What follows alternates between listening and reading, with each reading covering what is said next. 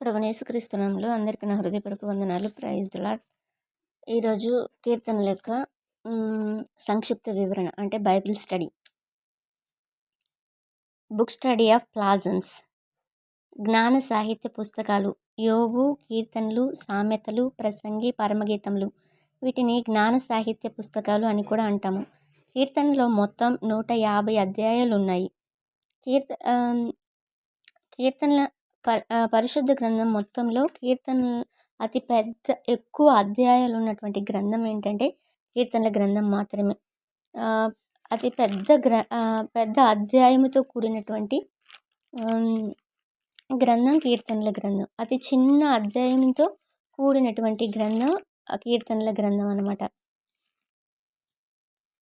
కీర్తనల గ్రంథం యొక్క ప్రాముఖ్యత ఏంటంటే ది ప్రైజ్ ఆఫ్ యావే, దేవునికి స్తుతి చెల్లించుట, దేవుని ఆరాధించుట, దేవునిని పొగడుట, దేవునిని గొప్ప చేయుట, దేవునిని ఘనపరుచుట, వారి అంతరంగాలలో నుండి వచ్చిన అనుభూతులను, దేవుడు చేసిన మేలులను పొగడుట, కృతజ్ఞత కలిగి ఉండుట అన్న అంశాన్ని ఆలోచన చేస్తూ చరిత్రలో జరిగిన సన్నివేశాలను పద్య రూపంలో రాసిన గొప్ప గ్రంథం ఈ కీర్తనల గ్రంథం. కీర్తనల గ్రంథం యొక్క రచయితలు ఎవరంటే మోషే, దావీదు, కోరహు కుమారులు, ఆసాపు, హేమాను, ఏతాను, సొలోమోను, హిజ్కియా, పేరు తెలియని మరికొందరు భక్తులు ఈ కీర్తనల గ్రంథాన్ని రచించడం జరిగింది. రచనా కాలం తెలియదు. ఇజ్రాయేలీల చరిత్ర అంతటిని ఆధారంగా చేసుకుని ఈ కీర్తనల గ్రంథం వ్రాయటం మాత్రం జరిగింది. కీర్తనల గ్రంథం యొక్క ముఖ్య అంశం ఏంటంటే ప్రభుని ఆరాధించుట, స్తుతించుట. ముఖ్య పదము ఆరాధన మరియు స్తుతి. ముఖ్య వచనం కీర్తనలు 29:2. ముఖ్య కీర్తనలు 1, 23, 34, 37, 51, 100, 103, 119, 121, 126, 150. ముఖ్య సందేశము ప్రార్థన ద్వారా స్తుతించడం మరియు దేవుని నుండి విడుదల పొందుకొనుట. ప్రార్థన ద్వారా దేవుని స్తుతించడం మరియు దేవుని నుండి విడుదల పొందుకొనుట. మనం బైబిల్లో చూసినట్లయితే సౌలును దురాత్మ పట్టి పీడించినప్పుడు దావీదు సితారా వాయించాడు. ఎప్పుడైతే దావీదు సితారా వాయించాడో ఆ దురాత్మ సౌలుని విడిచిపోయినట్లుగా చూస్తున్నాం. ప్రార్థన ద్వారా మాత్రమే విడుదల వస్తుందని మనం అనుకుంటున్నాం. ఓన్లీ ప్రార్థన ద్వారా మాత్రమే కాదు, కీర్తనల పాడటం ద్వారా కూడా ఇక్కడ విడుదల కలిగినట్లుగా మనం చూస్తూ ఉన్నాం.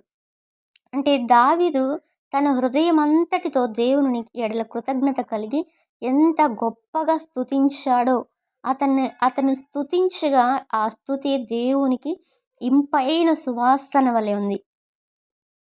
సౌలుకు పట్టినటువంటి దురాత్మ అతన్ని విడిచిపోయేంతగా ఇక్కడ దావీదు దేవుణ్ణి ఆరాధించినట్లుగా మనం చూస్తున్నాం. ఇంకా రచనా కాలం ఇజ్రాయేలీల చరిత్ర అంతటిని తీసుకుని రాయటం జరిగింది. అంటే చరిత్ర గ్రంథాలు 1 సమూయేలు, 2 సమూయేలు, 1 రాజులు, 2 రాజులు, దినవృత్తాంతములు, 1 దినవృత్తాంతములు, 2 దినవృత్తాంతములు, ఎజ్రా, నెహెమ్యా, ఎస్తేరు, ఇవన్నీ చరిత్ర పుస్తకాలు. ఈ చరిత్ర అంతటిని ఆధారంగా చేసుకుని ఈ కీర్తనల గ్రంథాన్ని రాయటం మాత్రం జరిగిందనమాట. జరిగిన సంగతులను ఆ భక్తుల యొక్క హృదయాంతరంగాలలో నుండి వచ్చిన గొప్ప సంపుటి ఈ కీర్తనల గ్రంథం. ఈ కీర్తనల గ్రంథాన్ని ఏమని అంటారంటే యూదుల యొక్క హృదయ సవ్వడి. మరి యూదుల యొక్క హృదయ సవ్వడి అని కూడా ఈ కీర్తనల గ్రంథాన్ని మనం చెప్పడం జరుగుతుంది. ఇంకా ప్రథమ స్కందము, ద్వితీయ స్కందము, తృతీయ స్కందము, చతుర్థ స్కందము, పంచమ స్కందము అని 5 కొమ్మలతో కూడినటువంటి ఒకే ఒక పుస్తకము ఈ కీర్తనల గ్రంథము. ఈ కీర్తనల గ్రంథానికి ఉన్న ప్రాముఖ్యత ఏంటి అంటే బైబిల్లో ఎక్కువ అధ్యాయాలు ఉన్నటువంటి గ్రంథము కీర్తనల గ్రంథము. పెద్ద అధ్యాయముతో కూడిన గ్రంథము కీర్తనల గ్రంథము. చిన్న అధ్యాయముతో కూడిన గ్రంథము కీర్తనల గ్రంథము.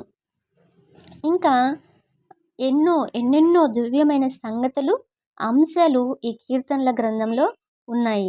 ఈ గ్రంథంలో లేనన్ని ఏ గ్రంథంలో లేనన్ని ఎక్కువ అంశాలు ఈ గ్రంథంలో పొందుపరచడం జరిగింది. మనం పాడే పాటల్ని సాంగ్స్ అంటారు. కానీ ఈ కీర్తనల గ్రంథాన్ని ప్లాజమ్స్ అంటారు. అంటే మనం పాడే పాటల కంటే కూడా ఈ కీర్తనల గ్రంథంలో ఎంతో గొప్ప విలువ ఈ కీర్తనల గ్రంథానికి ఇవ్వబడింది. ఈ కీర్తనల గ్రంథంలో స్తుతి కీర్తనలు, కృతజ్ఞతాస్తుతి కీర్తనలు, ప్రార్థనా కీర్తనలు, భక్తుల అనుభవాలతో కూడిన కీర్తనలు, ఇజ్రాయేలు చరిత్రకు సంబంధించిన కీర్తనలు, యాత్రా కీర్తనలు, ఇంకా ప్రవచనాత్మక సందేశంతో కూడిన కీర్తనలు, దైవ ధ్యాన కీర్తనలు, అలాగా ఇంకా ఎన్నో కీర్తనలు ఇందులో ఉండడం జరిగింది. కీర్తన అనే పేరుకు అర్థం దైవారాధన అని అర్థం. దేవుని నామానికి మహిమ కలుగును గాక. ఆమేన్.